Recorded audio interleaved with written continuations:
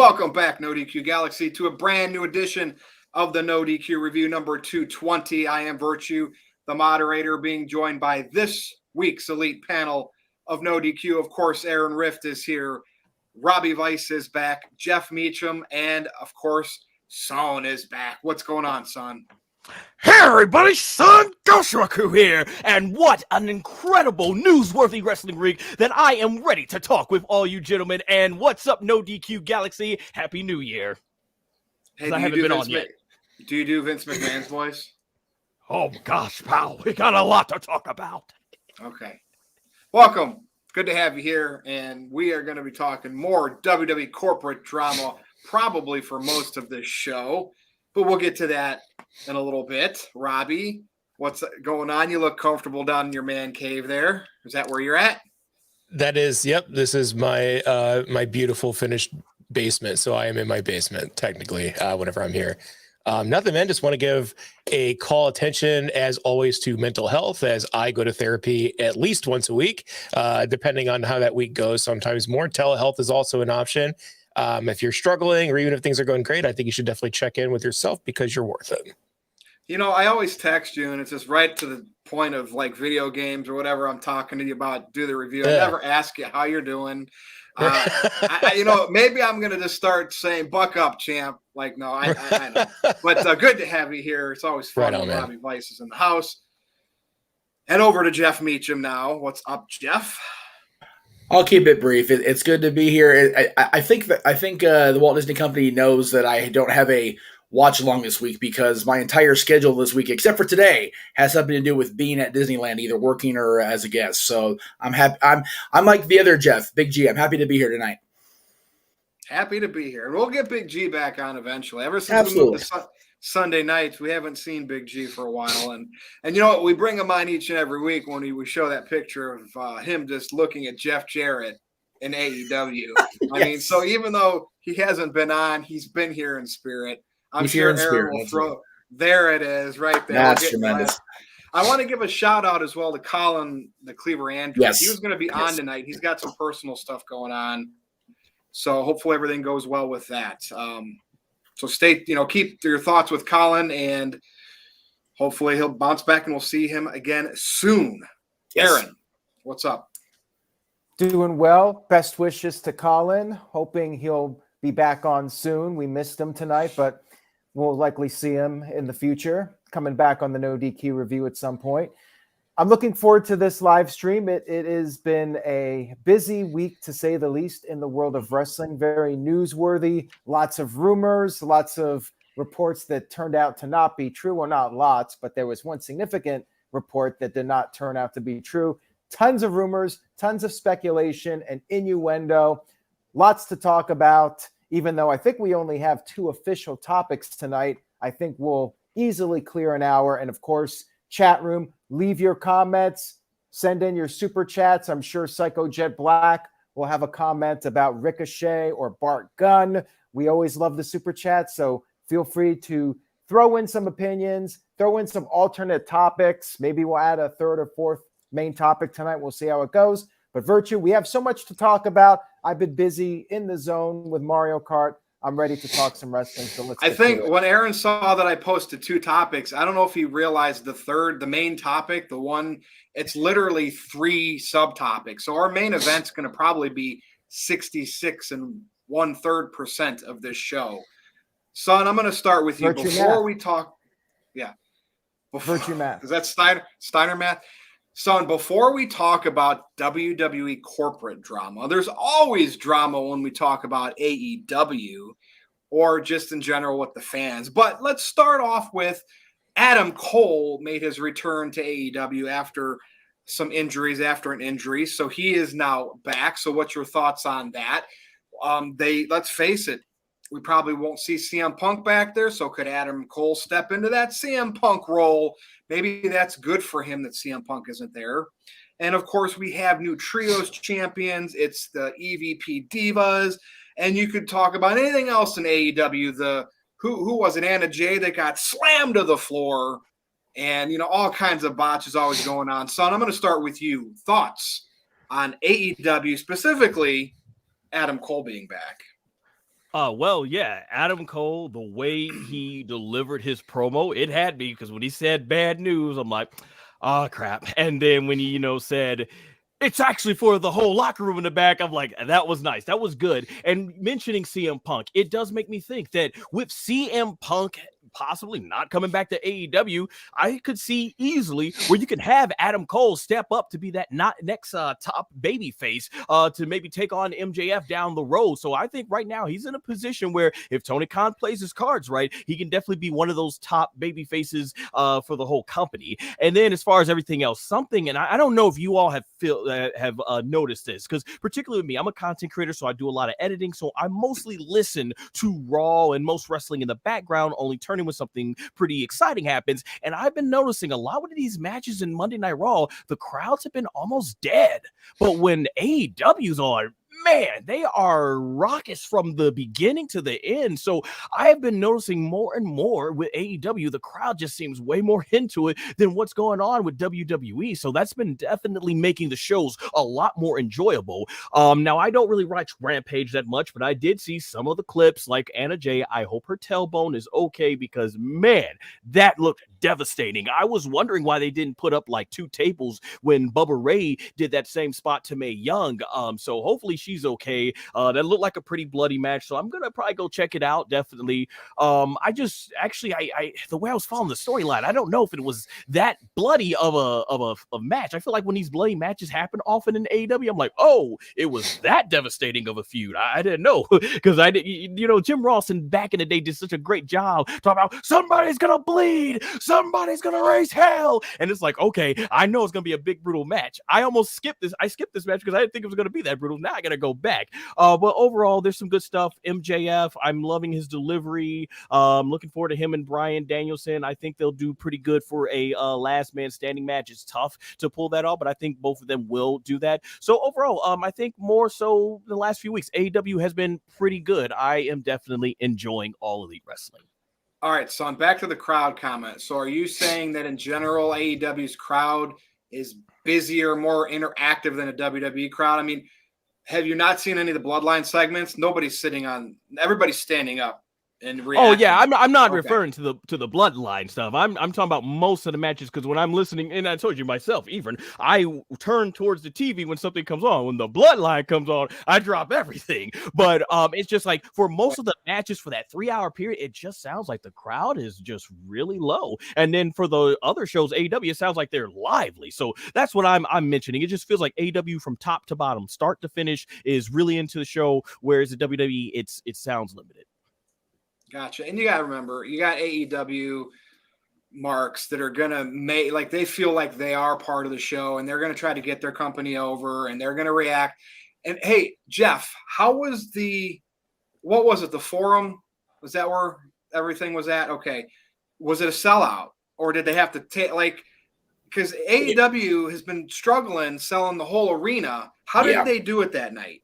It was much more full than it was back in June. I will definitely say that. I think there were only 3 sections that were, and even those 3 sections weren't completely empty. And people were still following. It's LA. Aaron knows LA time is what it is, whether it's wrestling, concerts, whatever. People show up late because LA people suck. And traffic going to the Forum off the 405 is a friggin' nightmare. So it kind of was what it was. But the crowd was hot all night. Adam Cole, it's funny. We talked about it on the shows throughout this last week. JJ and I actually were the first to really know about the whole Adam Cole thing, because we were downstairs and JJ overheard a security walkie-talkie go, "There's a surprise that that we're trying to get in the building without fans seeing it," and we're thinking, CM Punk's back, holy crap, like it's going to be a thing, or Mercedes, and holy shit. And we ran to Denise Salcedo outside and we told her that we'd heard that. So we actually had the scoop before anybody else knew that was going to be a thing. So I thought that was just kind of funny after all these years of, NoDQs. It's like, okay, well, we knew first, so shut the hell up. But when Tony came out and did, I don't want to make this introduction. We were thinking, okay, maybe it's Jericho's segment because Tony's always, cracking on Jericho and the JAS. We're thinking MJF because Lord knows Tony loves MJF. We didn't even think about Adam Cole, even though, Tony's got the connection with Britt Baker.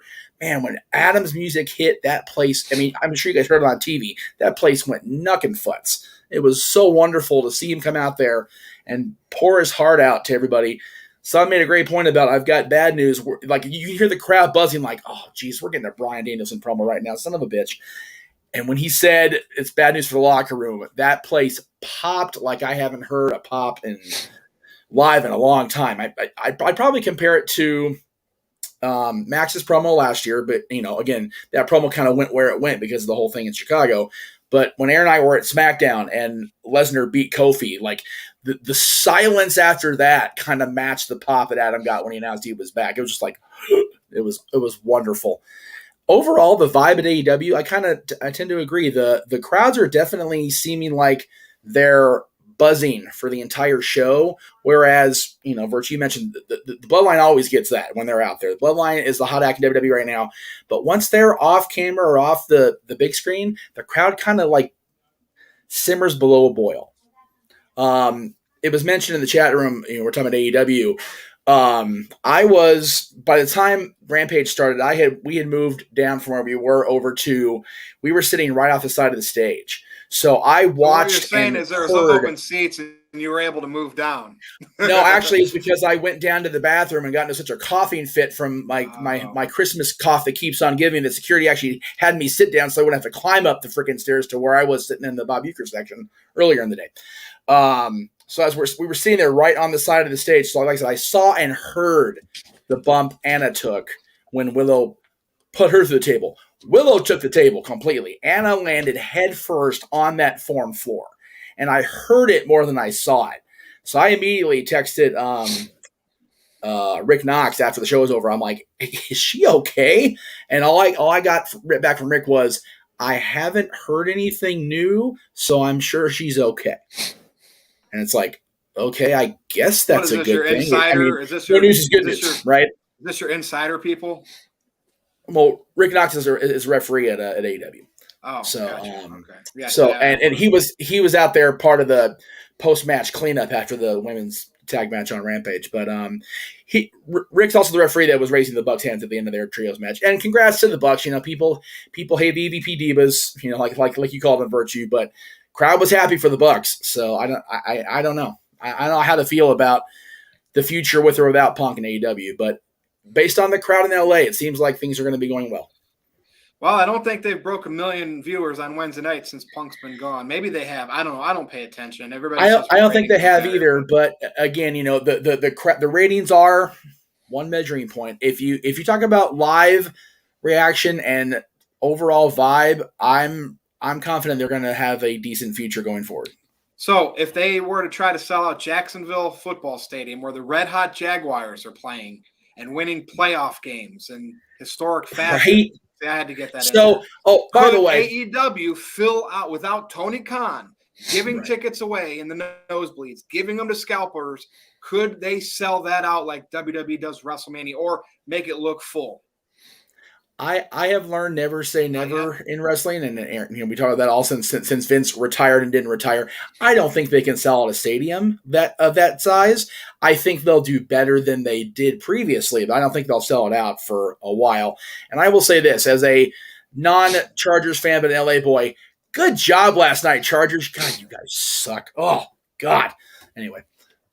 That was awful. Son, what'd you have to say? Yeah, I actually had a question because I forgot to mention the Trios Championship. When I heard it was going to be best out of 7, I assumed that all 7 of these matches were going to be the same. So I purposely only watched the 7th match, and I enjoyed it. I loved it. It was good. But I want to know, did I miss anything with the previous 6 matches? Was it more or less what I saw in that last match? Yep. The matches were good in this series. I think every match they've ever had has been what you saw in that last match. Yeah, it was one of those. I haven't been a fan of the series, and once they announced that Game of 7 if necessary, it's like, okay, we're going to 7, so why even bother? I think that's been part of the at least for this particular series, part of the ratings problem.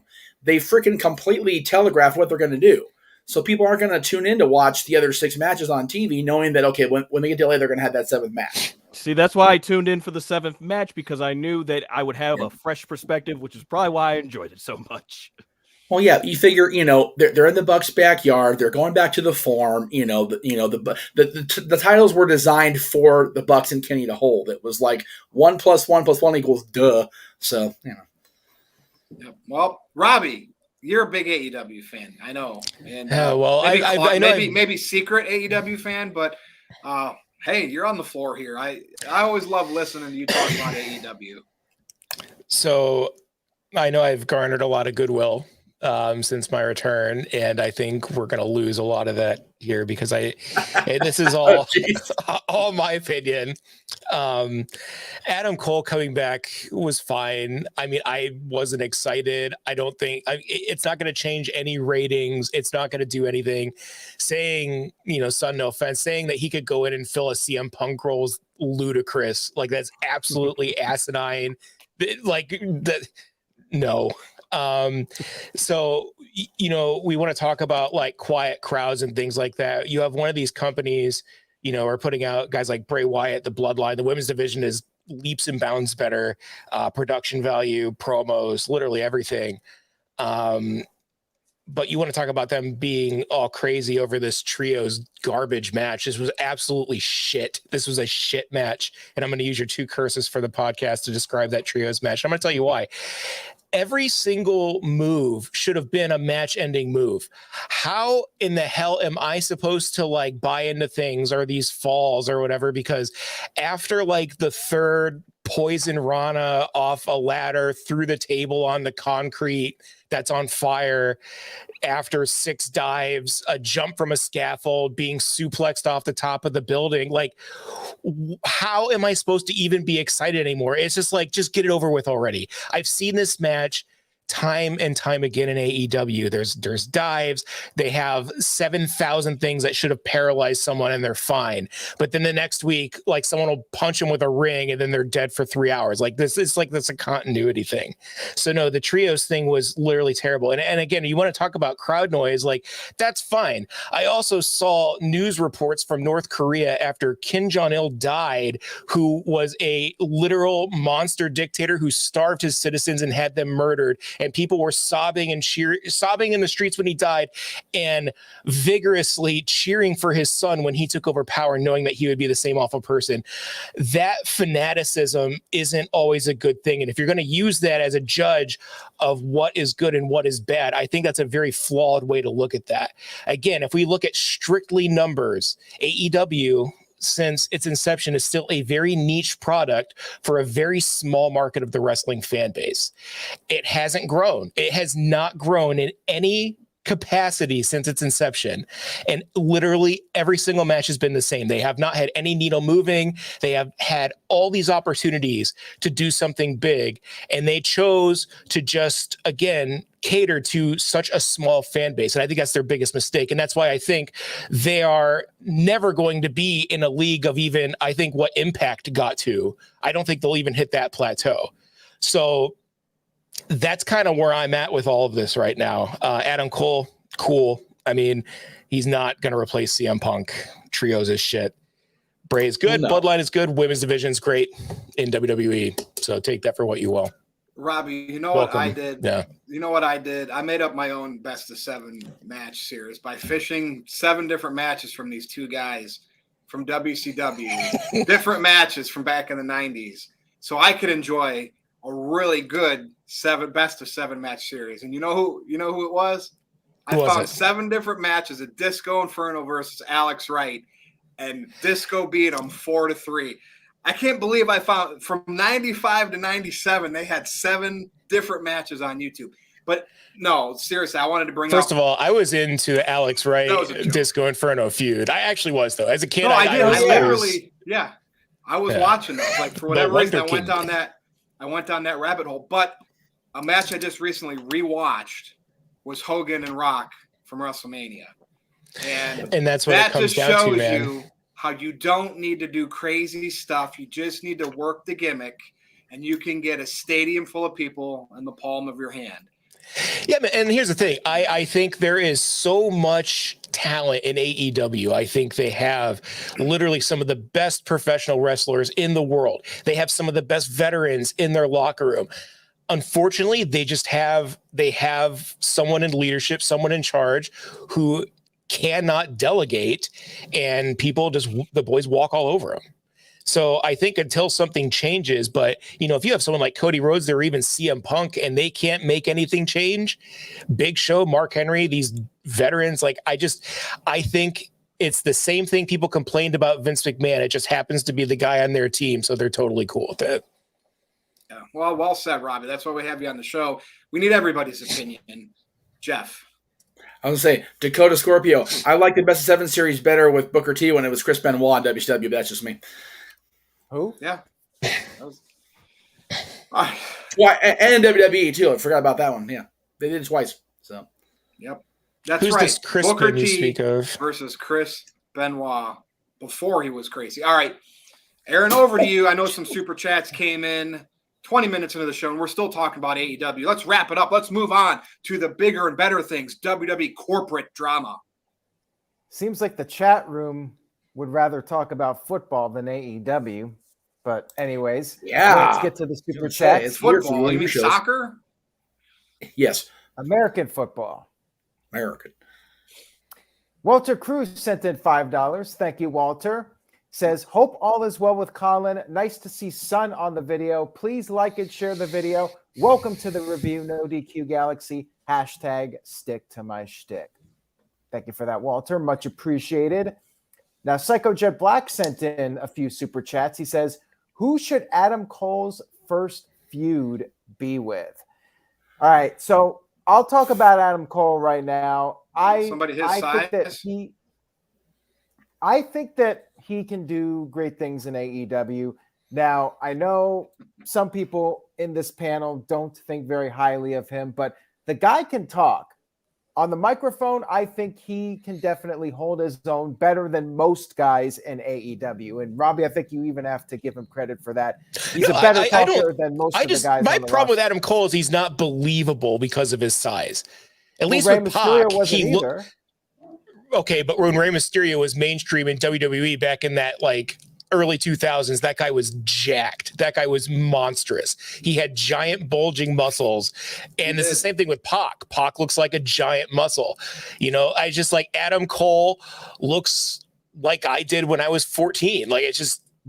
I think he has a great future as a manager in his later years after he finally gives up on the ring, but I see him as he could be like a Bobby Heenan. I think he has immense talent on the mic. So yes, I do 100% agree with you on that. Look at Danielson. He's not that big of a guy, but somehow he to me, I don't know about you, Robbie. No, for sure. Yeah, it was believable. It's just Adam Cole feels like he just is like a cosplay Shawn Michaels. And that was a similar criticism I had of Dolph, but Dolph, again, had a much better physique. So I would, it kind of evens out. You know what? I do agree with you on that in the sense that I think maybe he could have a little bit more definition. He doesn't have to bulk up or anything, but I know what you're saying there, that he doesn't exactly look like a larger-than-life superstar. But with that being said, I think that he has a lot of attributes that are working in his favor. I think he can talk well. He can wrestle well. He has a great entrance theme song. I like it. Mm-hmm. And he has the catchphrases. And in wrestling, you got to have the catchphrases. So I think that he has a lot going for him. Maybe he can work on the look a little bit. But I think that he hasn't really gotten a chance to be a top babyface in AEW. He came in as a heel. He was a heel, I believe, his whole time in NXT.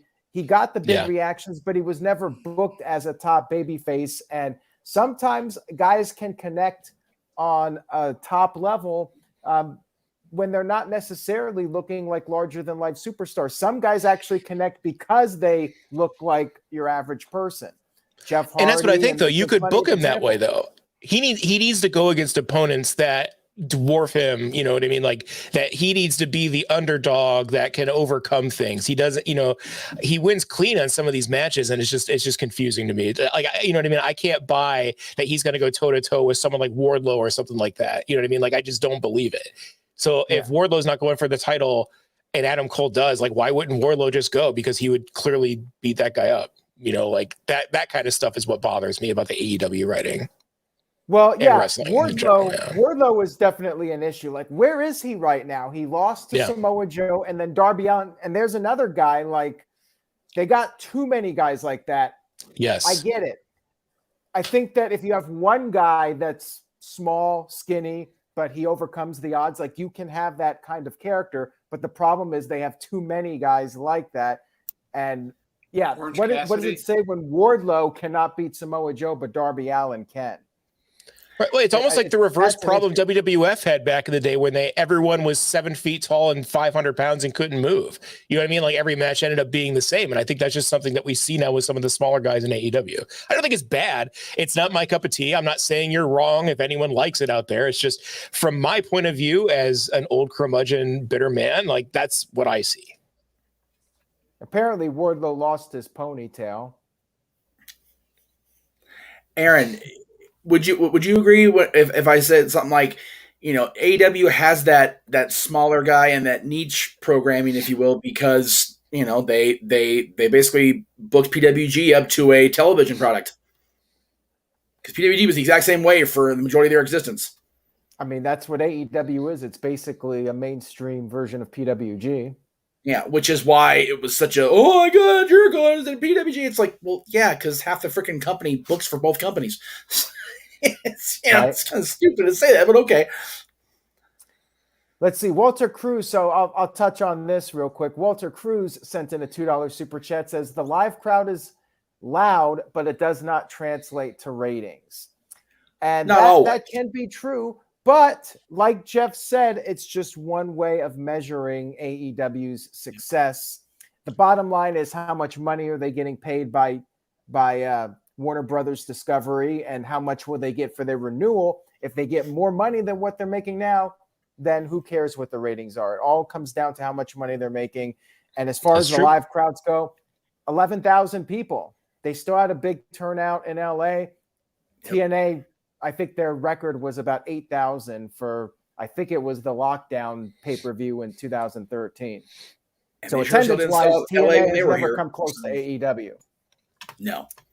Impact did not even come close to selling out the shows they did have out here. So, yeah, ratings-wise, obviously TNA on Spike TV, they got up to just over 2 million at one point, and times have changed. WWE's below 2 million now for Monday Night Raw. So, yeah, things have changed, and the way that things were measured 15 years ago don't exactly apply in 2023. Now, Psycho Jet Black sent in a $2 super chat. Since he wants to troll me, he says, better football team, the Rams or the Chargers? Which one's LA, Jeff? They're both actually LA now. They both actually play at SoFi Stadium now, because the Rams moved back from St. Louis. What happened? Okay. Yeah, the Rams moved back to St. Louis years ago, and the Chargers moved up from San Diego and kind of went in league with the Rams to help fund the stadium, basically, is what happened there. But they're both out of the running now anyway, because Rams didn't make the playoffs and the Chargers gave up a 27-point lead to frickin' Jacksonville. So Tony Khan's leadership is clearly working. Anyway, reminder, Aaron, I'm no better at sports than you are when it comes to knowledge, so probably went over my head as well. We vibe like that, man. Go Cowboys tomorrow. That's all I got to say. Beat Tom Brady. Right. We got one more here from Psycho Jet Black. He sent in $5. Thank you for that. Says, seriously, I want to thank the panel for keeping me entertained during these rough times as my grandpa's not doing too well. Appreciate the loved ones. Appreciate your loved ones. We much appreciate you, Psycho Jet Black, and best wishes to your grandfather. And I think on that note, we are caught up. Not much else to say about AEW. I enjoyed the show.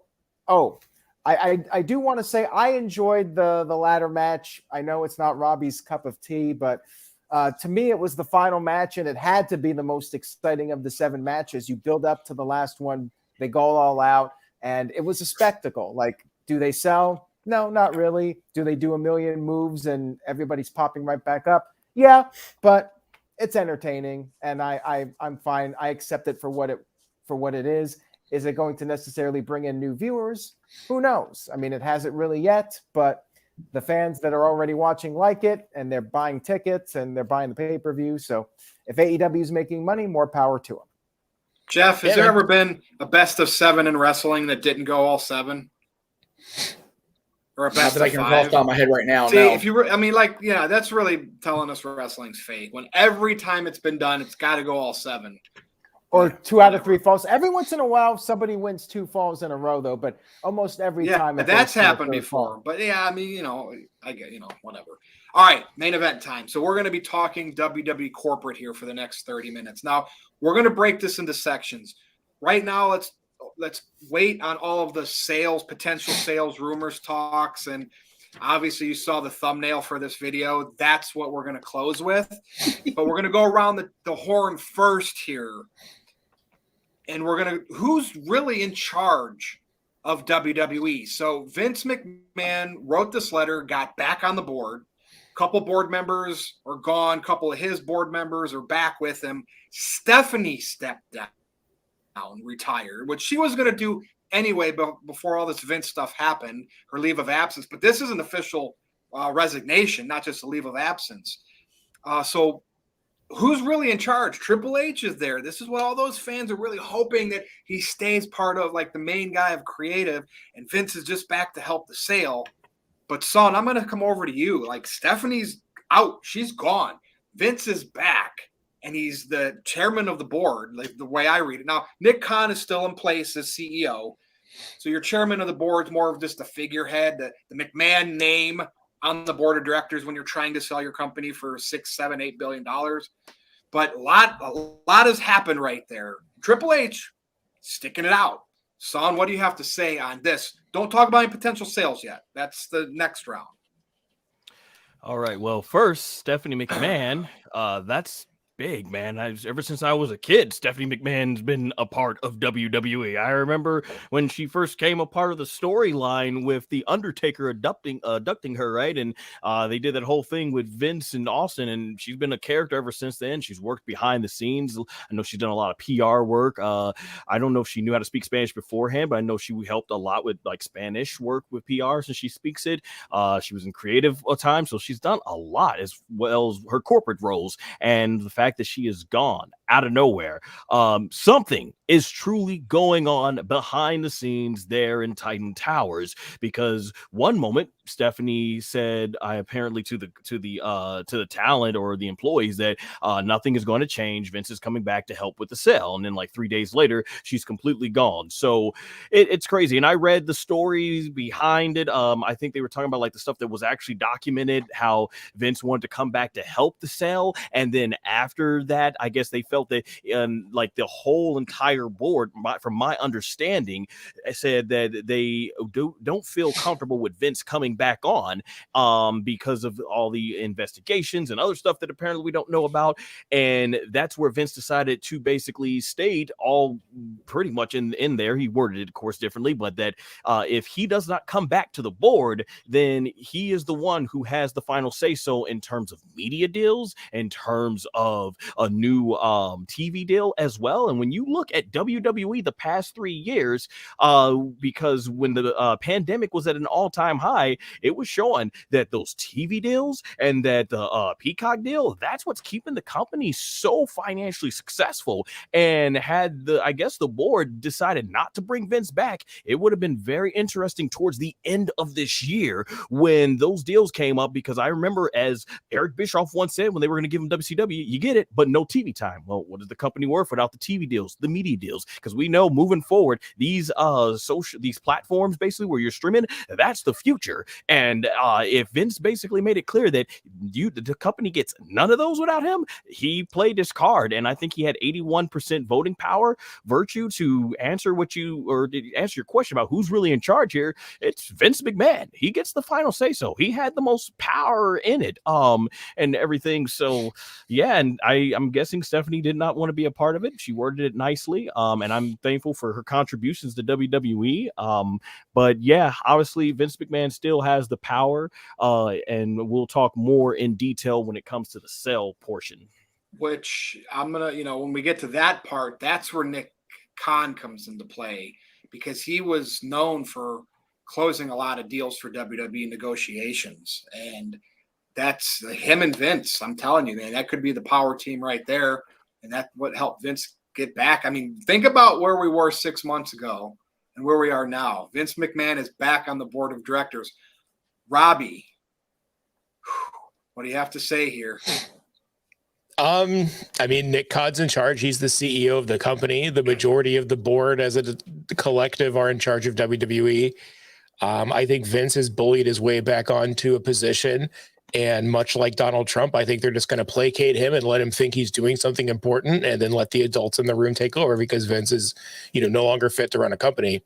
I think he still has value when he, I think him as, a spokesperson or a face is still valuable in a sale process because, he is the reason they are successful and they are what they are today.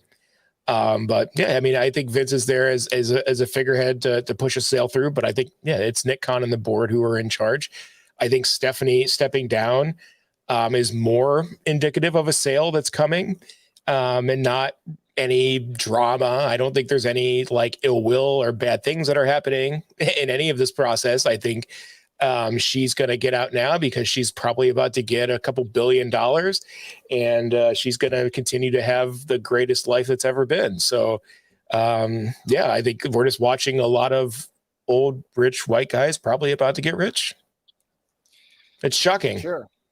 Yeah. I mean, we're in this situation where like people wrote, they wanted to move on from Vince McMahon, but, I said, he had all that voting power when he was in charge, and he had, he doesn't have a majority of the stock, but he has more. He owns more of WWE by far than any other group, individual, or entity. So that gives him that power play, and that's what happened.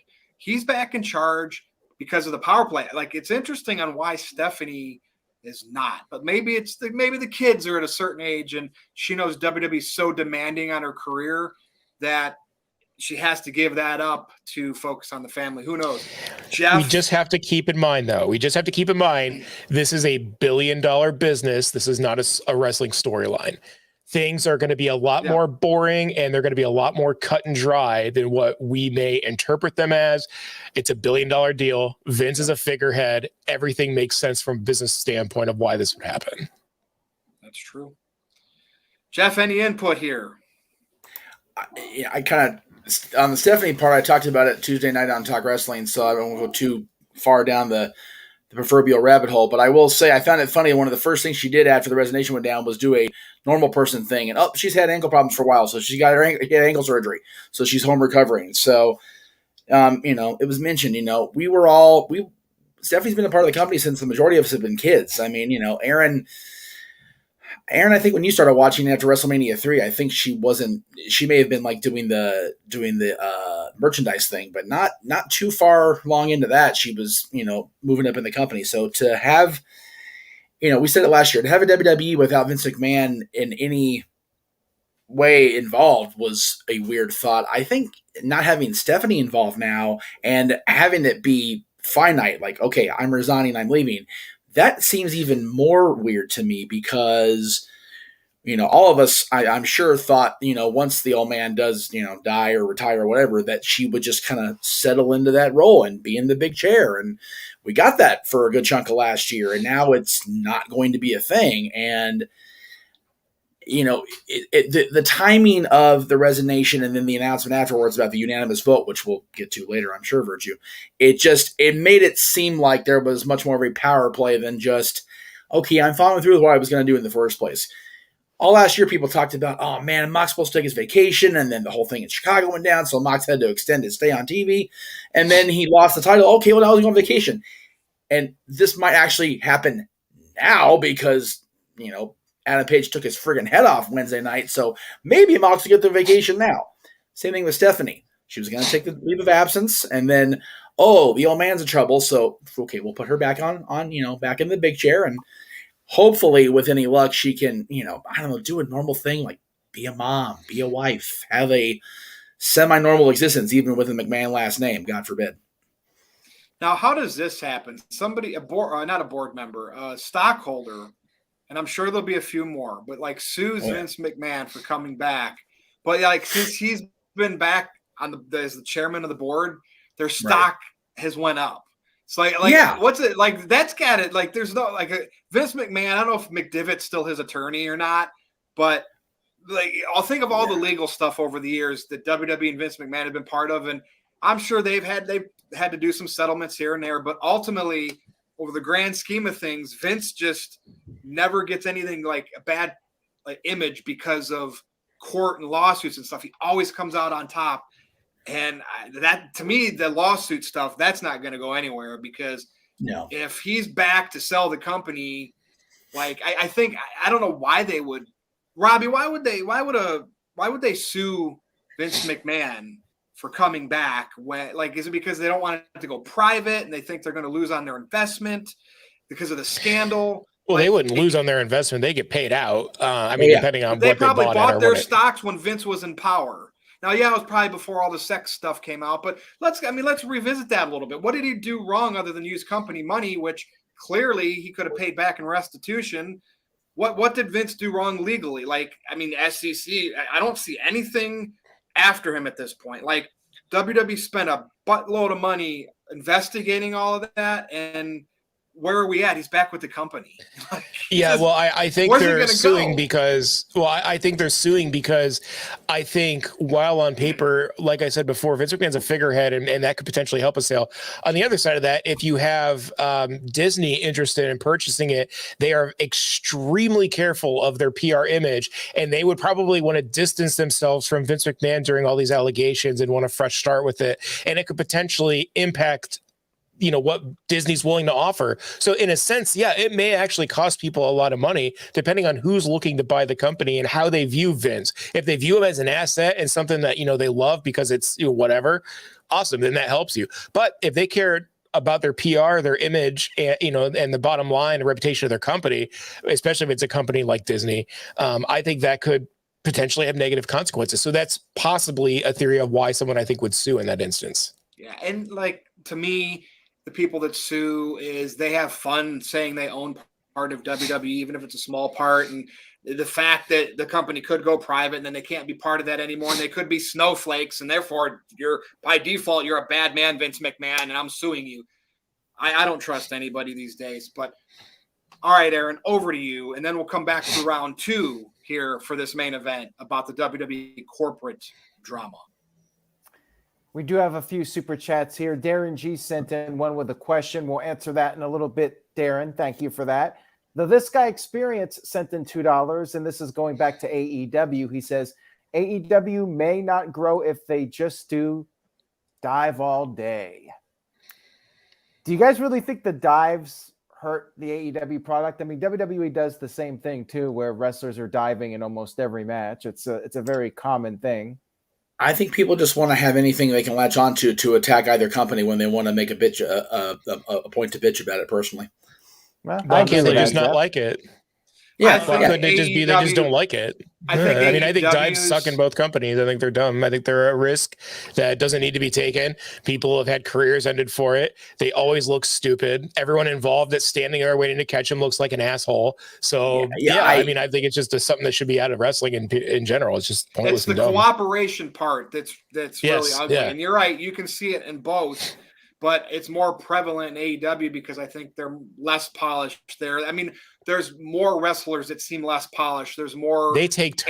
Errors. They literally go in a rotation in AEW where they just keep going in the ring. And it's and if it was just one match, it wouldn't be the problem.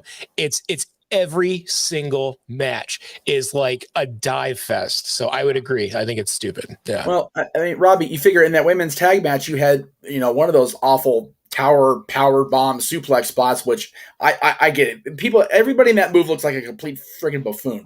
But then you also had the unnecessary spot that, could have seriously hurt. I mean, like I said, Anna Jay's head thwacked off that floor of that floor. Oh, it was God. I know. Oh, yeah. I really stood up and just I wasn't even watching the ring. I was just staring to make sure medical got her okay. They finally got her sitting up, and then she did walk to the back, so that was at least good to see. But It was scary, and it's what the hell was even the point of that? Did Willow putting Anna through a table, W South stage, really do anything for either one of them long term?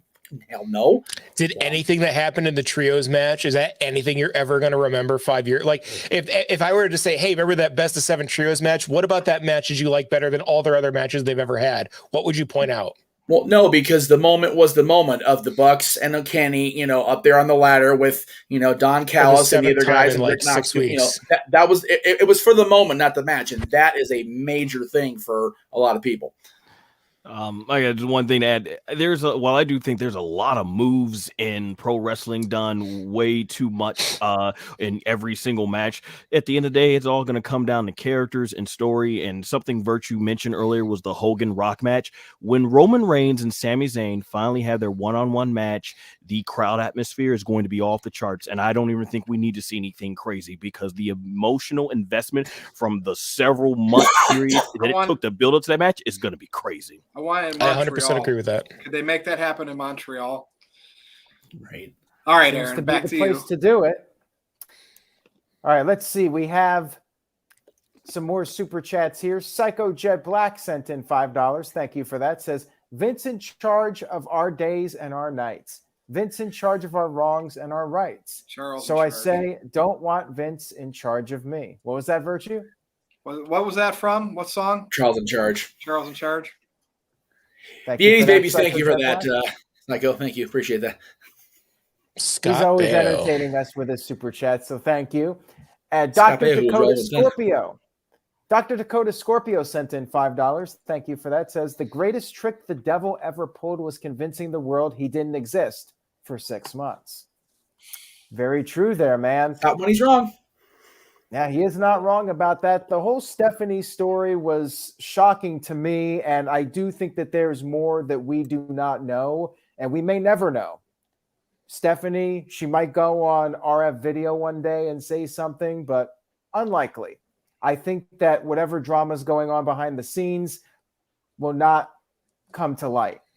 Something's going on, though, and time will tell what Vince is trying to accomplish here. We saw the rumors about Saudi Arabia this week, and time will tell. I think that there are still a lot of unanswered questions regarding all this. Certainly a lot of drama in WWE, and Virtue, I'm ready to go to part 2. Let's talk about the potential sale and the candidates for this.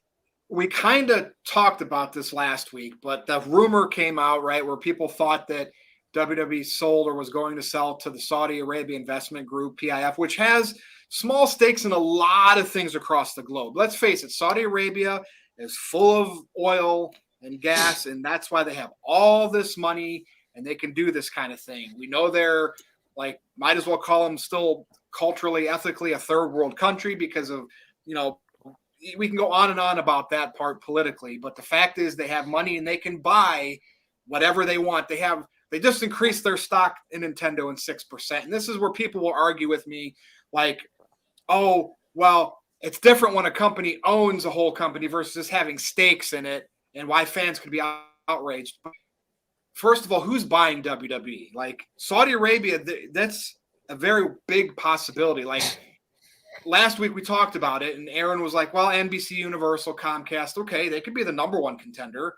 Disney, everybody's looking for content. So all the big media conglomerates, right, you can consider a potential buyer. Disney, or you can say Amazon, they all have streaming services. And if you look at the companies that own all of them, like the biggest entity, they're all 100 to $200 billion companies. Okay. Saudi Arabia PIF is worth $700 billion. We're talking WWE is going to sell between 5 and 10 billion. That's chump change for Elon Musk spent $44 million on Twitter and he lost his ass off, but he could, right? What I want to present here, I can't believe there are marks out there that are considering Tony Khan and his dad or even in the running for this. You notice that quickly changed after about a day being on the internet to merger. There's no way. Shad Khan is worth, I don't know, $10, $13 billion, him and Tony. They own a football team. That's not, you're not going to take half of your net worth and buy a company. You're going to get it. Like if the Khans are part of owning WWE, they're going to own a small percentage of it because they're going to go in with a big conglomerate. $100 billion plus conglomerate is who's going to buy WWE, because what happens if it doesn't grow, if it doesn't get them extra revenue, then it's a loss, right? And you're not going to have a loss when your net worth is half of what you would be buying is. So let's go around the horn here. Who's buying WWE? When do you think it might happen? And who would you like to see by WWE? So many questions there. But Jeff Meacham, I'm going to start with you. I'm going to tell you. Or wait, Jeff, do you want to wait? You want me to go to Robbie? Okay, well, since Jeff's on mute, we're going to Robbie.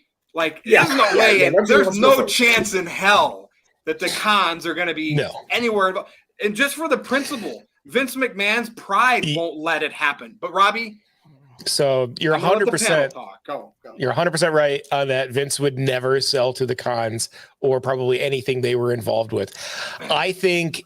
I mean, okay. So let's look at this from the best case scenario for the Khans. If WWE is sold, they might be able to buy parts of like maybe the ECW library or something in the tape library, maybe some old, I don't know what all WWE has. I know they have a lot, but maybe they could get some tapes. I think that's going to be probably the max that they get on that. I really want Disney to buy them. I think Disney is the best case scenario. I think WWE experience. I think WWE like a Disney World, Disneyland, WWE thing would be awesome. I think it would be great for kids. I think it would be great marketing. They already do, all the stuff with Marvel. WWE is basically like superheroes / anime. I think it would be a perfect fit for Disney. I will say that when the rumor first came out that Saudi Arabia was going to buy them, to me, that was a gut punch. That's like my childhood going, into the hands of people that I strongly disagree with. And I think Darren said something like people act like people would stop watching. I'll say it right here, right now. I have no online presence. I am literally just some nobody that likes to do this for fun. So I'm not important in any way, shape, or form. But I can promise you, if the Saudi group ends up buying WWE, I will not comment, watch, or have anything to do with anything related to WWE again. And since I'm really not the biggest fan of AEW, that may just be the end of my wrestling viewing and everything that goes along with it. So what's the difference, Robbie? If a company owns them all versus you play Nintendo, that group owns 6% of Nintendo, which is minuscule. What's the difference? So the difference is they really, can seriously, what's the difference to make that decision? You watch WWE right now or keep up with it, and Saudi pays them money. Sure. So what's that line in the sand? Because WWE is a platform that they have an opportunity to influence how certain things are portrayed, and it gives them a thing where they can control whatever narrative they want, and they can slowly start planting seeds, planting ideas under the guise of them, doing something good. I just think it gives really, really awful people a big stage to do whatever they want. And I just don't think that it would be a good thing for the consumers. And it's just not something I feel comfortable being a part of. I mean, they'll cut off your head. I mean, they're violent psychopath murderers. They're zealots, and they have no human rights. They are terrible to the LGBTQ community. They are terrible to women. Sounds like America. I mean, it's kind of like right-wing Sharia law that they're trying to do for sure. But I just think it's a group of people who have power through murder, death, rape, genocide. Me personally, I think people that, and this is where I do come in at a hard stance. I think that comes to a point then supporting that would make you a garbage human. I mean, if you're going to be on that side of it, that would make you a garbage person for me. So I would be a hypocrite if I stayed on and I commented and I contributed to something that I just vehemently disagree with from a group of people who are just nothing but thugs and murderers. Robbie, you've been watching WWE for the past several years, and they've been working with Saudi Arabia, and a lot of their profit comes from Saudi Arabia. They make more money. But I don't watch any of those shows. I don't comment on those shows. The blood money shows. I don't do those WWE's panels. Bottom line. That's what's keeping the lights on for them. You know what, though? There's a lot of shitty people in the world that have small stakes in just about everything. So you're never going to get there. But if they're going to be the majority shareholder of that, that's when I have a problem with that. Because again, they have an unlimited platform to push their hateful messages, even subliminally, a little bit at a time. And I think over years, they've already taken back the rights in their country, 50 years. If you look at Saudi Arabia in the 70s, it was a completely different place until the religious zealots turned over and took over and started killing people. So, yeah, I think if the majority of the barbarous murderers that are in charge of Saudi Arabia, if they're going to take over WWE, I just want nothing to do with it. I just can't do it. I would be a hypocrite if I did.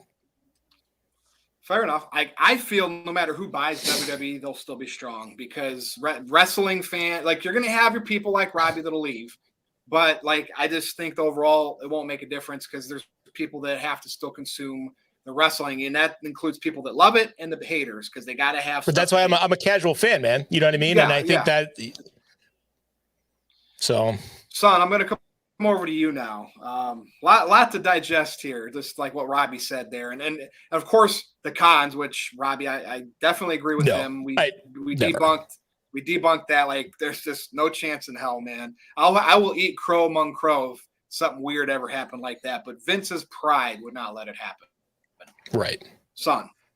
All right. So, first of all, when the whole rumor came about, I didn't freak out initially because I'm like, okay, let's hold up here. Let's wait till an official announcement. But for a moment, I was like, oh, dang, because Sammy does not work those shows. I'm like, we're not going to get a payoff to this Sami Zayn and Bloodline storyline, which is the best thing going in WWE right now. But I reminded myself and my friends, I said, hey, until WWE releases an official statement, ain't nothing official because there ain't nothing better than the facts. The facts tell the facts, and that's a fact, Jack. So I'm going to wait until it happens, and then we find out, of course, well, yes, they were not indeed buying it, but they are possibly in the running to buy it. So we'll see what happens there. I've got no idea if they were to end up buying it, what the future of WWE looks like. And then as far as the cons, I do get a little chuckle out of here. First of all, I think the memes have been absolutely hilarious, but like, man, do you think of what that means? The idea that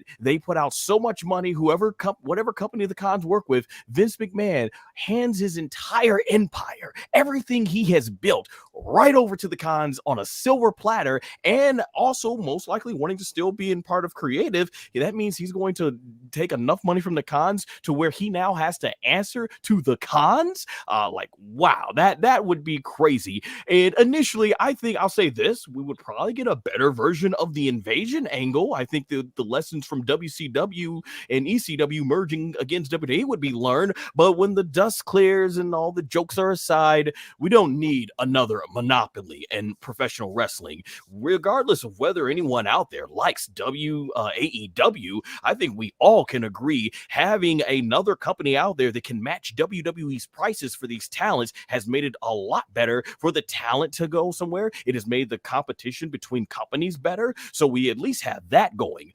So I don't see AEW buying it. I mean, as a fan, I kind of wonder, does the company need to be brought? I honestly thought I was okay with what Triple H has been bringing to the table. Like I said, I wasn't sure how much more he can probably do in terms of Vince McMahon in his creative prime, but I have actually enjoyed the shows better from a logical standpoint more than what we have gotten with Vince McMahon. I mean, when Vince was in charge of the last 10 years, I was just shaking my head at a lot of these creative decisions. I've only done that maybe on like 3 times with Triple H. So yeah, but obviously a lot of people want to get paid. A lot of people want to get those big money deals. So it is what it is in terms of Vince McMahon.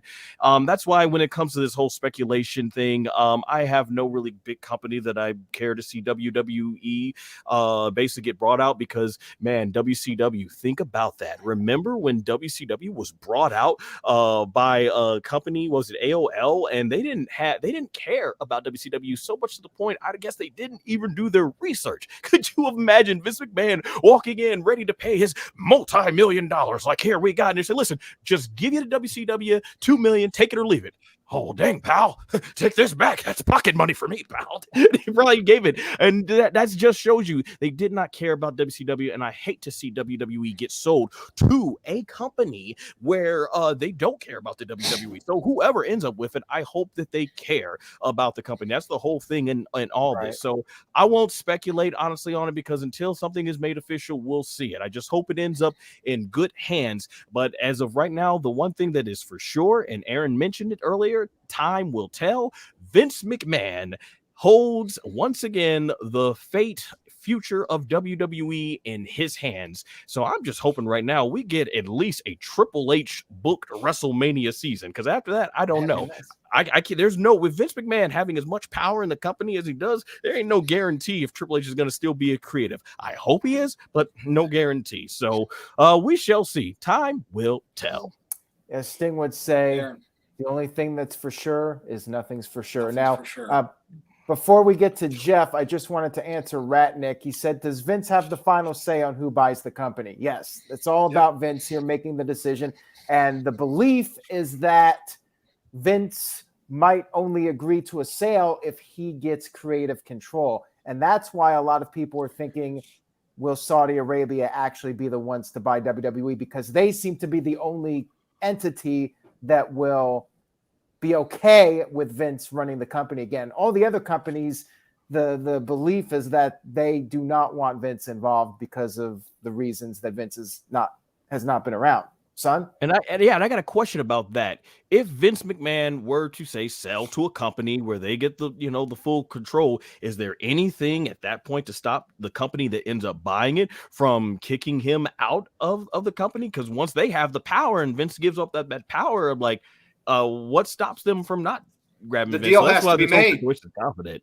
Son, the deal has to be made. So Vince wouldn't say, let's make the deal if it wasn't written in a contract for him to get that written in the contract. So if they did it, at least so many years, like, you know what I mean? That's where I think, like, if Vince is in this negotiation process is trying to get creative power for a lengthy period of time, he may at least try to have, like, for 3 years, you can't touch me. I have to run my company until I can phase it into the next person, no matter what. Like, that's going to be part of the deal. If maybe Vince will ride off into the sunset. Maybe he sells this company.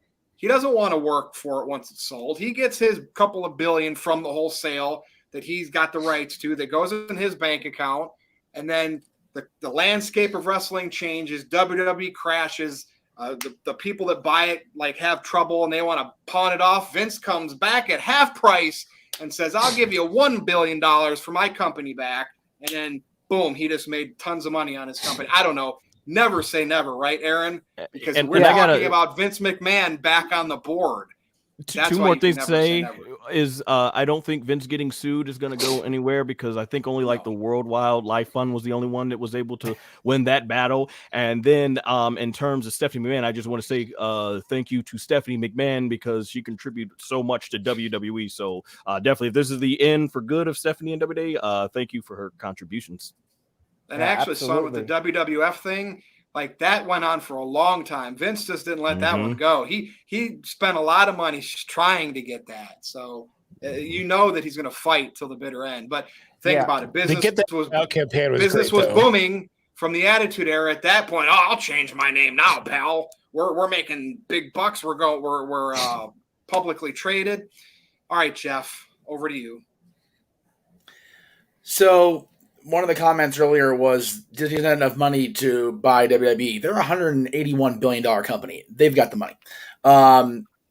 As far as what would happen to the stockholders, stock's trading right now for just under $90. So the stockholders would get whatever amount of shares they have. They would get that paid out if the company was sold and went to being a private entity. As far as suitors, I mean, I wouldn't mind Disney being the lead contender, because then I'm working for the same company that about WWE, which is cool for me. It's so silly. Would you then say you work for WWE? Would you then say I can be the family liaison between the two companies? Yeah, right. Bullshit. But it's a mixed bag for me as far as if the Saudi government ends up being the ones that end up completing the transaction. I'm much more than a casual fan. I everybody knows that, but it's I don't know if I'd be comfortable with them having that much control over the product. And again, just because they buy the company and actually run it on the business side doesn't mean they're going to ultimately run creative. We don't know that, although, if you believe the rumor in New England, when these Saudi shows do, come around, then we're going to have Goldberg in the main event for the next 20 years.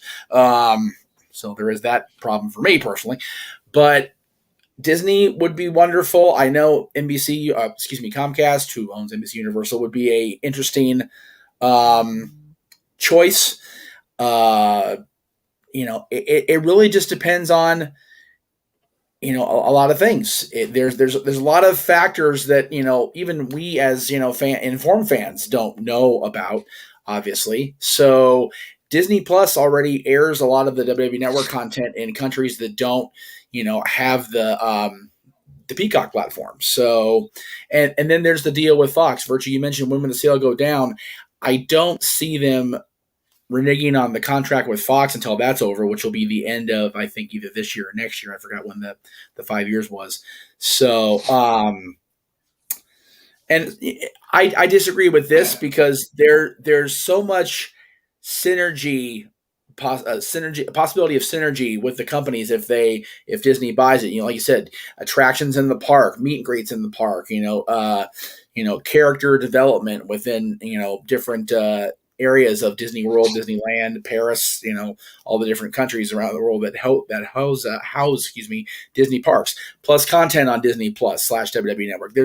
There's a lot of potential with Disney buying the company. It's just a matter of, PR. Virtue, you mentioned it, man. The PR is so important to the Walt Disney Company, and it was mentioned as far as why is the lawsuits going down, because people are because that way Vince can Vince is back in so he can get back in creative. I think Vince is part of this sale because these lawsuits for him being back, he's trying to pay off legal fees that are going to be accrued against him, because he can't channel company funds into these hush money things anymore because he got caught red freaking handed doing it. So that's where the sale comes in and him facilitating it. Yes, it's his perception.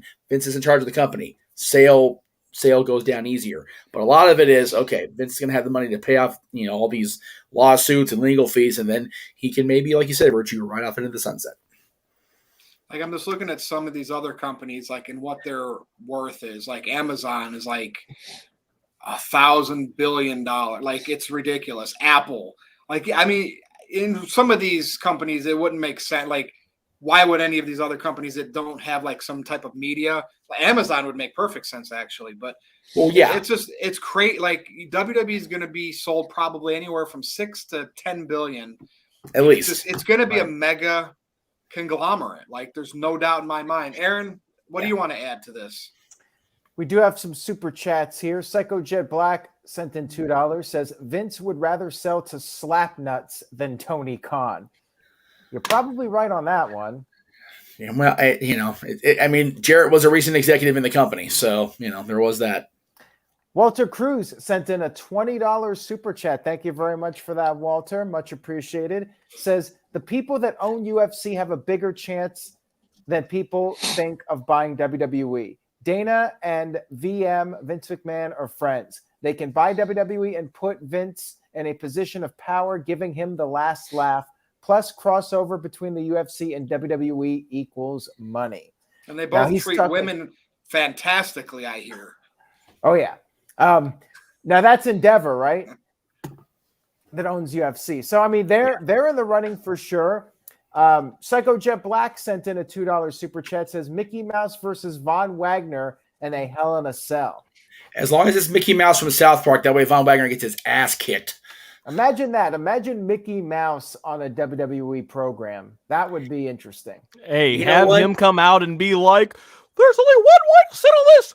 War Games! Mickey Mouse was on WCW program in 1990s, in the 1990s, so never say never. You could have Mickey Mouse come out there with the Ric Flair robe and do the helicopter. Mickey's got their RoboCop. That was awesome. Remember RoboCop? Oh my god. Yeah. I can't say this straight face now. You just caught me off guard, Robbie. Good job. Yeah. RoboCop, I think, was peak WCW creative, clearly. So yeah, it was, God, so bad, so Anyways, bad. that was a great impression, son. I like that very much. But my opinion on which company will buy WWE is the same opinion I had last week. I ultimately think it will be Comcast. They already have a lot invested in WWE with Monday Night Raw.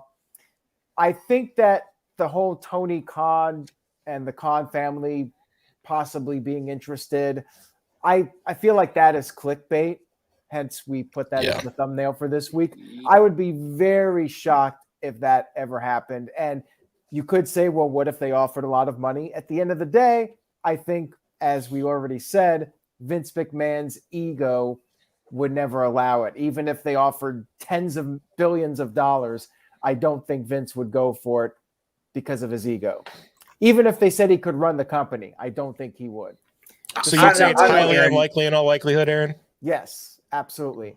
As prideful as he is, these legal fees are not going to get any smaller, man. I think Amazon should be up there towards the top just because they could market the merchandise with the Amazon store better than anybody else and get 100% profit back. Like, I don't know. Why not Facebook? They could have, you could be in the metaverse and attend WrestleMania in the metaverse. Right? Exactly. So many possibilities. There you go. Now, Saudi Arabia, that threw me for a loop when that report came out Tuesday night. I was very surprised by that. And the next morning it was denied that wasn't accurate. Now, I still wonder if something's going on there with Saudi Arabia. I would not rule it out. And people should still keep that in the back of their mind. It could still happen, especially if they're okay with Vince running the company. Now, what would happen if Saudi Arabia bought WWE? Would people stop watching? Yeah, some might, but I think WWE would be fine. And I don't think the women's division would be gone. I really don't think you would see too many differences with the WWE product if Saudi Arabia was running it. And quite frankly, I don't think anything about WWE will be drastically different if there's a sale. I do feel like it would be more or less the same as what we've already been seeing. But they would lose wrestlers, I would imagine. Sami Zayn would probably not. That would be the biggest fallout. If Saudi Arabia bought WWE, I think that you would see some people go, Sami Zayn, Kevin Owens, maybe a few. Because they would get the option out of their contract, I assume, if the company is sold, right? Wouldn't there be some kind of buyout? Because that's typically any kind of mergers or takeovers like that, it's like you can either sign or continue your contract with this company, or you could take this severance. That's at least my experience with it. Right. Well, and that's why when WWE bought WCW, they offered everybody, whatever was in the dollar. It's like you can either sign with us or you can do your thing. And I don't think they would force anybody to continue working there if they were not happy. I think that they would let people out of contracts if they were that upset about it and were hell-bent on working with them. So I would not rule it out with Saudi Arabia. And to me, it's still something that could happen. I still think Comcast makes the most sense. And Disney, I think WWE would more or less be the same. People are joking like if Disney bought WWE, it would become even more PG than it already is. I mean, not necessarily. I think it would still be the WWE that it's been for the better part of 15 years now since they first went PG. I really don't think it would be much different. People forget how many divisions the company has. It's not all, the Walt Disney Animation Studios and Pixar where everything's, G-rated and cartoons. There's some content on Disney Plus that has to have that disclaimer even before the code, the movies change. So let's not, it wouldn't be all, Mickey Mouse and, Pinocchio bullshit. It would be, it could be, like I said, it'll remain the same if anything.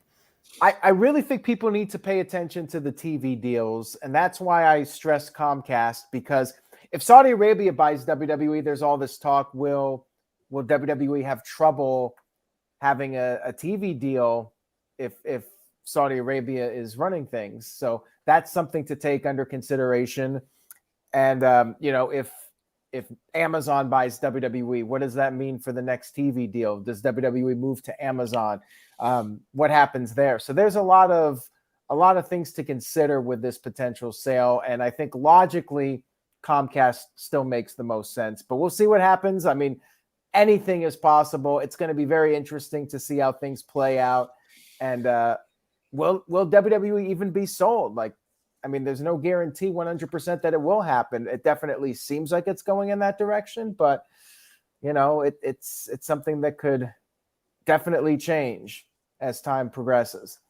Now, Psycho Jet Black sent in a $2 super chat, says, better WCW cameo, RoboCop or Chucky? They were both off. Well, Scott was the one Rick Steiner, right? Chucky, yeah. So that was good for not purposeful reasons. Like, it was very entertaining and comical. I mean, it was bad, but I watch a lot of like bad movies. I think it's fun. So I thought Chucky was at least better content value. RoboCop, like, if he would have fallen over, like, they would have had to like carry him away, I think. Yeah, I think RoboCop doing a quote unquote run in between Sting and the Horsemen, it's like, okay, this is gonna end. Yeah, why did he just shoot him?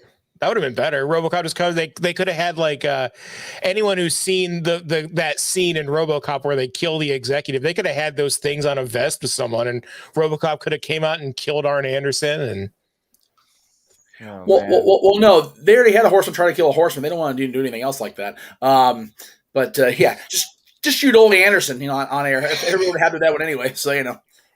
And as Jeremy Dorset pointed out, I think that we very well could see, if Comcast buys WWE, that SmackDown will move over there. So when was the contract for SmackDown signed? Was it also 2019 when the show premiered on Fox? The USA contract? No. SmackDown moving to Fox was a 5-year, $2 billion deal, right? It was in 2019. Okay, so figure if they honor that contract, we still got a whole other year and a half before that's even a discussion point. Well, yeah, but they're doing the negotiations later this year, you know, about a year and a half before it actually goes into effect. So we'll see. Yeah, but yeah, next 6 months could be very interesting. Yes. Psycho Jet Black sent in a $5 super chat, says, seriously, will there ever be a billionaire buying a wrestling company, making it the third brand behind WWE and AEW? Like Amazon buys NWA or Impact? Nope. No. So buying another brand, you'll never do it. Yeah. Buy another brand, no, because both those brands, as again, I'm a fan of both, but the casual wrestling fan, the NWA brand has been, you know, dead in the water since Shane Douglas threw the title down, and Impact's been dead in the water since even before Hogan showed up. So no. We were joking about somebody like me buying WWE. I mean, I'm not even saying this as much of an exaggeration, but I feel like if I had some investors, like, I could buy Impact Wrestling. They're not going to be. I was going to say, yeah, but again, do you buy a brand that is so tainted, or you just go, you know what, start from scratch? I mean, if I had millions of dollars, I would not pay more than like $1 million for Impact, if that. Would you cancel it and just bring back NoDW or NoDQ create a wrestler again? Yes. And I feel like that would draw more viewers. It would. Quite frankly. With the Impact people playing the wrestlers with the controller. I know Frankie would do it. We would do something completely revolutionary that's never been done before. Change the game. That's right. But yeah, Impact's not worth much. NWA is worth even less than that. So yeah. Don't think it's going to happen. Highly unlikely in all likelihood. But thank you for that super chat. And now I guess we can move on to After Dark, unless anybody else has any other comments. I think we're done. Jeff's enjoying his dinner, so I think he's ready to hear this. So Darren G sent in a $10 super chat. Thank you, Darren G. Much appreciated. Says, whenever you all have time to answer, what is the whole panel's favorite finishing move from any company, any era? Much love to the whole NoDQ team. Hashtag say yes to NoDQ. I'll go first. Stone Cold Stunner. Him coming out there during the Attitude Era. Stunning Vince. Coming out there at the Royal Rumble. Stunning Jarrett right before the Rumble. Mocking Jeff Jarrett. Stunning Sergeant Slaughter. all the officials, The Rock, Santa. all the great bumps that people took, Santa Claus, Scott Hall taking the bump. The Stone Cold Stunner is my all-time favorite finishing move, bar none.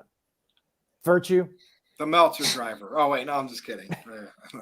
I don't know. I mean, sharpshooter, Owen Hart, Bret Hart, the different what's that? Bret Hart or Owen Hart?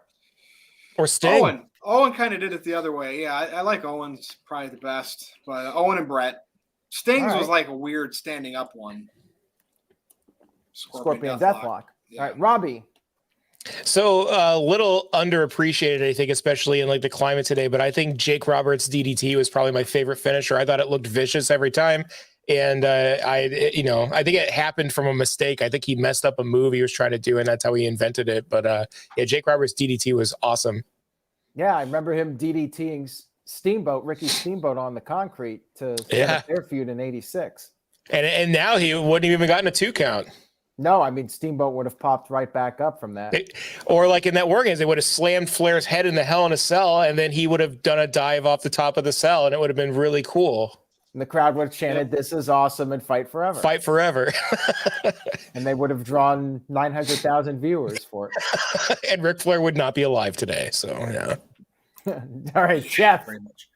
Yeah, it's growing up as a fan of the DDT was awesome because, again, it was sold for. And when the DDT hit, you were out. The first person to kick out of more than one DDT was The Undertaker. That was when Jake was on his way out of the company. Yeah. So that's how protected that move was, man. DDT hit, it's over. More modernly, I say modernly, like it's the modern thing, but the Stunner definitely. The Stunner had the impact and it had the crowd buzz behind it, man. When that glass broke and he was on his way down the ramp, shit was going down. It didn't matter if it was Sergeant Slaughter, Jim Ross, a wrestler. It just didn't matter. If he was coming down there, somebody was getting a stunner. And, other than the McMahon family, although Shane's stunner selves were just the best freaking thing on television for along with The Rock. The McMahon's taking the stunners kind of was what it was, but Shane always went above and beyond to make it look like $1 million. So the stunner for me, but as a kid, the DDT, because it was so feared and it was so match ending like that. The cutter overall, people are mentioning, the RKO, the diamond cutter. The original purveyor of the hold was the good old Johnny Ace. So, but that move in general has been effective over the years. So I would say that one for sure. Yeah. Jeff, so about this. Oh, sorry. Go ahead. I was just going to say my honorable mentions would be the RKO and Kane's chokeslam or the Undertaker's chokeslam. Any move where the guy can come out there and just clean house and take everybody out one after another with the finishing move. Those were always great moves. And RKO, he could hit them rapid fire. Austin could hit the stunner rapid fire. Well, that's what I was going to say is I actually think, especially back in the heyday of like probably 97 through 99, I think the stunner was just as good as an out of nowhere move as the RKO ever was. Oh yeah, well, for sure. Definitely up there. The other one that really got me was some powerbomb variants. Vader's powerbomb, oh my god, like that was career ending, if more often than not. And then the last ride, I love the Undertaker would lift the guy up even further. He's already 7 feet in the air just on Undertaker's shoulders. Then he's going up further and then down. That was awesome. Yeah. All right, son, you're up. Well, honestly, I'll be 3 times the charm.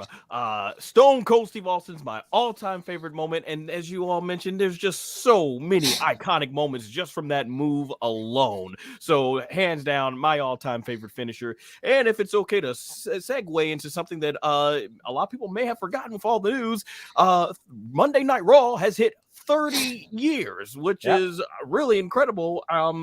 Too many moments, but I'll name, if I'm going to pick one moment just to name, one of my all-time favorite Raw moments is when Stone Cold Steve Austin came out and saved Stephanie McMahon from the entire ministry. Man, as a kid, that was total hype peak for WWE with me as a kid, man. All-time great moment. If you all want to share yours, it'd be cool to hear. Well, I'll give you one. We were on the topic of Steve Austin when he came out there and took out the Alliance members before he went back to the heel turn, which was stupid. But when he came out there, just took out everybody. Canyon, Mike Awesome, all the ECW, WCW guys. Like, that was a great moment.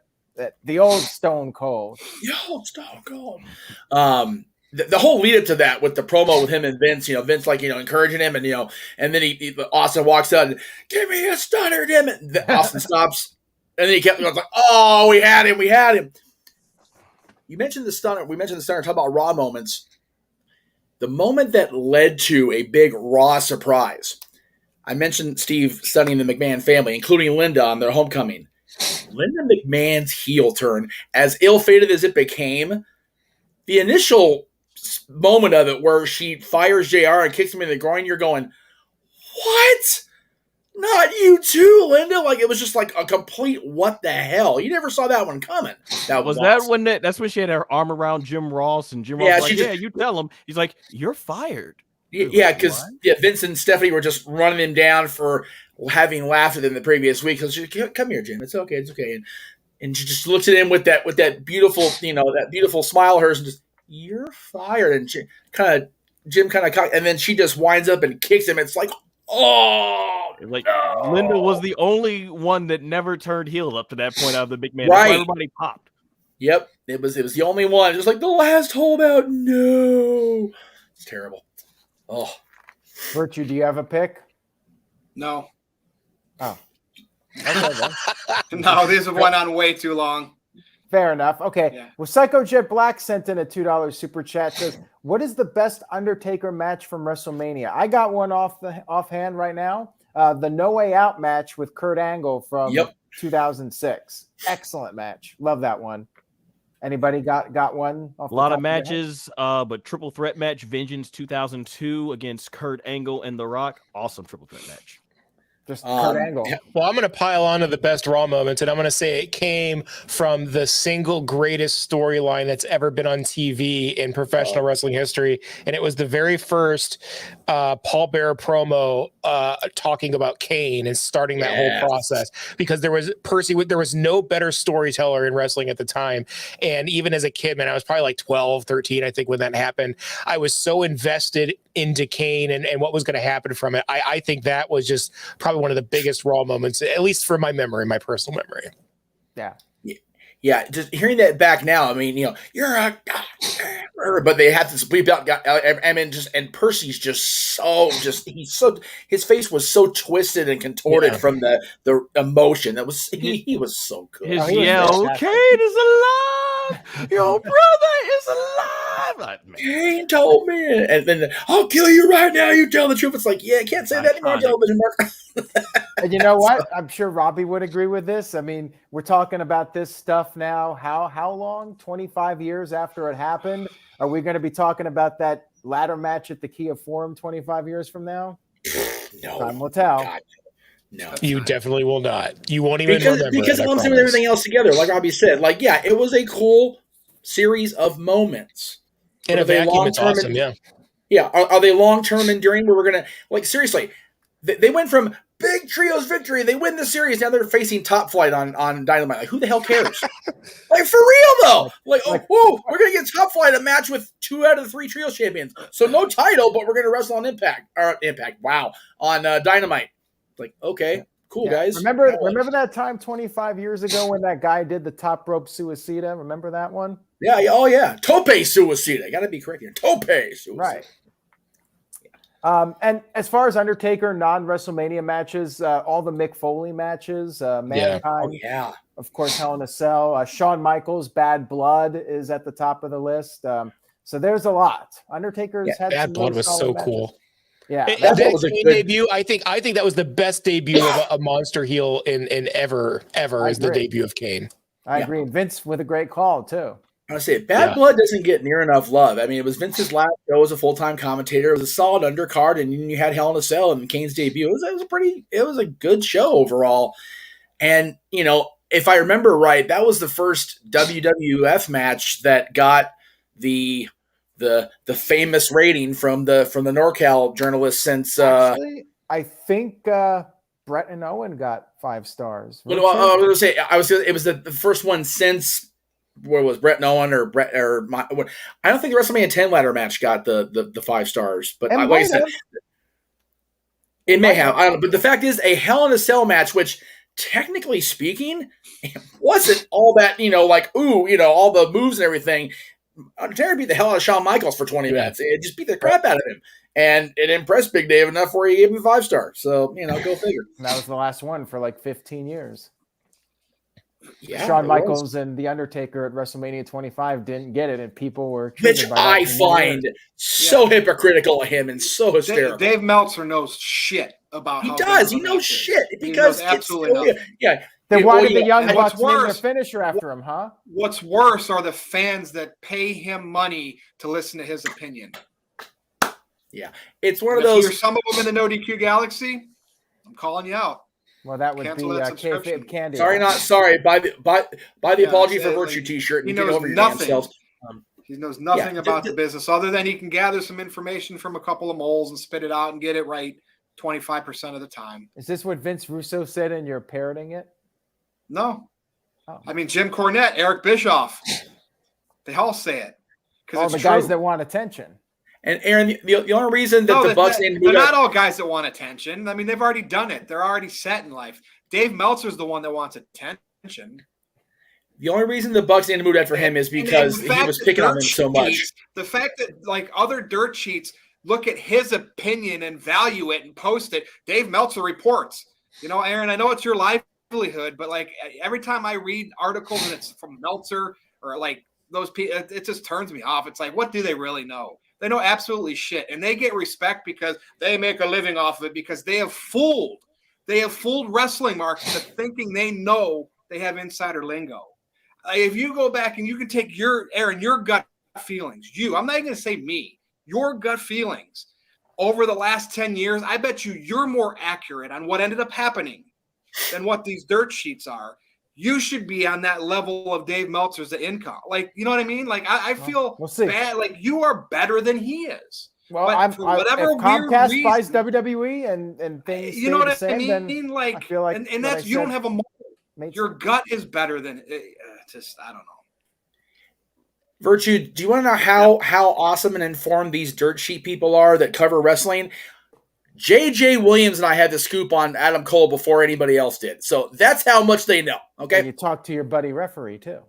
I did. Well, I didn't talk to him until I make sure somebody else is okay. Be a smart ass, Rift. All right, I think we're all wrapped up here for this week. Fun show, Yeah, I guys. think so too. God, hour and a half. I'm getting so tired here. I'm turning into a zombie. Let's go around and do our plugs. Maybe we can get out of here. All right, Robbie, I'll start with you. Good to have you back. I appreciate it. Everyone go to therapy and get Yes. medicated and stop being assholes. I have no social media. You will never find me online. See you next time, guys. There it is. Thanks, Robbie. All right, son, welcome to have you back. You're always here once in a while. We appreciate you on, and go ahead and do your plugs. Yes, gentlemen, thank you so much for having me. It's awesome.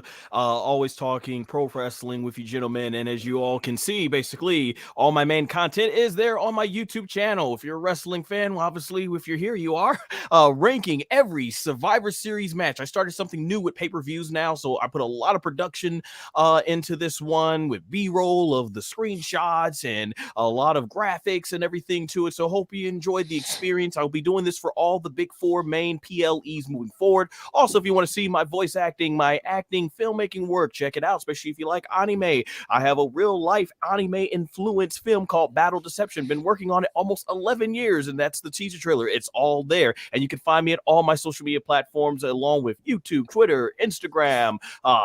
What else is there out there? So many now. TikTok and Facebook, all there at Son Goshuaku. Once again, gentlemen, thank you so much for having me. NoDQ Galaxy, keep being awesome, keep supporting NoDQ, and once again, man, everybody, I hope you all have a blessed new year, 2023 for you and all your loved ones out there. And like Robbie said, always definitely take care of your mental health. So great once again.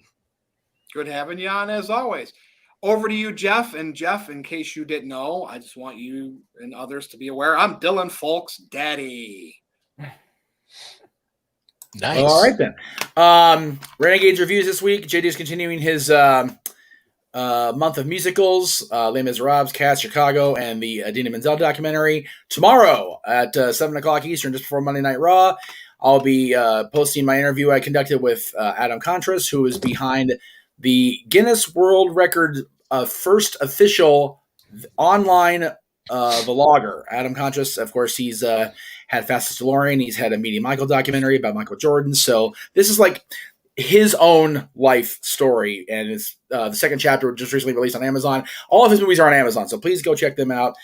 Talk Wrestling, of course, on this platform and across the Jeff Meacham Network area on Tuesday, and then open mic night this coming Saturday night, 11 o'clock Eastern 8 Pacific. And also, in closing, to kind of go off what Robbie said, find a reason to smile today, guys. Help out when you can. Be grateful, and most importantly, don't be an asshole. Oh, no, I don't like that advice at all. Be an asshole. Right, be an asshole. But they're pick and choose, though. Pick and choose. All right, Aaron, over to you. All right. We do have one more super chat here from Shanti, no longer in Hawaii, guys. And he just wanted to use that classic catchphrase, Shanti, suffering succotash. Appreciate the $2. Man, Roman Reigns has come quite a ways from that promo. There's another one. Yeah, Did you to get the it? very least. Yeah, I got it. Psycho Jet Black sent in $2. Thank you for that. Much appreciated. Says Vince would rather sell to EC3 than to the Cons. Vince would rather sell to EC3 Aaron. spent all his money on steroids. I don't think he has any money left. Damn. Whoa. Vince would rather sell to NoDQ.com than to the Cons, I think, at this point. Yeah, you're probably right on that. Well, And be we all know sure how to much stay Vince tuned. loves NoDQ. While this whole stuff is happening with WWE, and this could go on for a long time, be sure to stay tuned to NoDQ.com. Aaron, what else you got? That's it, man. Thank you all again for being on, and looking forward to this week in wrestling and next week's review next Sunday night, 8 p.m. Eastern, 5 p.m. Pacific. We'll make it short and sweet. Go to the merch page, NoDQ.com/merch, and get all the great NoDQ merchandise over there. And if you want to follow me and troll with me on Twitter at NoDQ_virtue, where I will become your daddy like I did Dylan Falk. That is it for Aaron Rift, for Jeff Meacham, for Son Goshiku, for Robbie Weiss. I'm Virtue. Hi. This has been the NoDQ Review 220, and we will see you again next time. Good night.